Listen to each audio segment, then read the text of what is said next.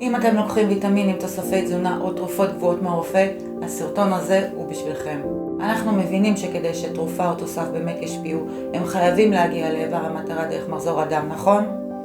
אבל באזורים של כאב, קיבוץ או סטרס כרוני, כלי הדם מוצרים ונוצרת תקיעות.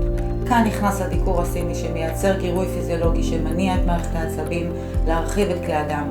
זה לא רק פותח את הנתיבים, הדיקור עצמו מעורר את התאים לייצר ולשחרר ATP שהיא מולקולת האנרגיה של הגוף, משחרר אנדורפינים שהם משככי הכאב הטבעיים שלנו ומאיץ סילוק של רעלים ופסולת דלקתית מהרקמה.